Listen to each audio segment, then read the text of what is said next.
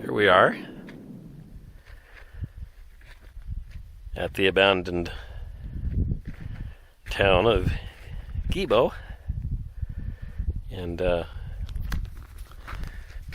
just a reminder that at one point somebody built all of these houses thinking this would be where they'd raise their kids and their grandkids would inherit their houses, and 20,000 people lived here, so like twice the size of the town I live in.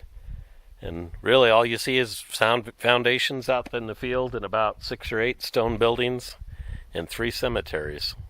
And the sign up on top of the hill of their old water source up there. So it's a great place for us to spend the night. It's about 70 degrees, maybe 75 here in the sun. We're just going to take a little walk and take a look around and find a good place to camp. Many of the buildings we're looking at, these were built in between 1907 and 1910. The Owl Creek Coal Company had founded some mines here, and so coal mining was here. It was, at one point, Gebo was the largest town in Hot Springs County, Wyoming. But after going bust, finally in 1971, the buildings were dilapidated, and the state of Wyoming came in and bulldozed and leveled most of the buildings, leaving only a few buildings and the cemetery.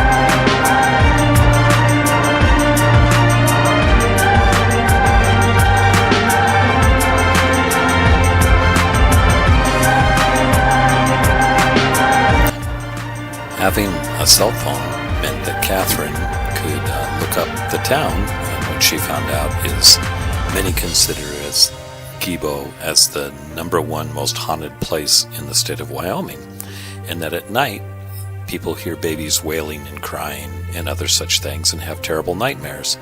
So as we watched the eclipse, this was what we went to bed to, the thoughts of what might be.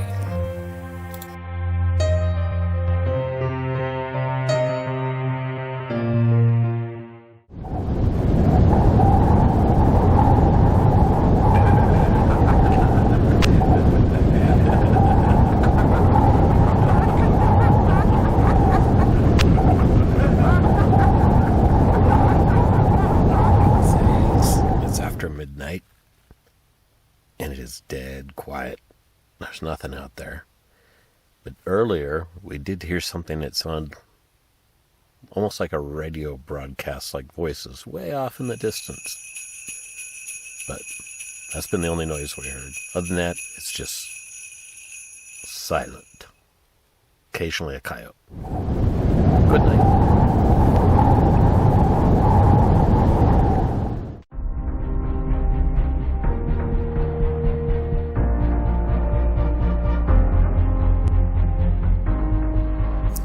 In the morning, we had a lot of courage, so we went to the graveyard and we wandered about the graveyard. We typically do that in ghost towns. We wander through.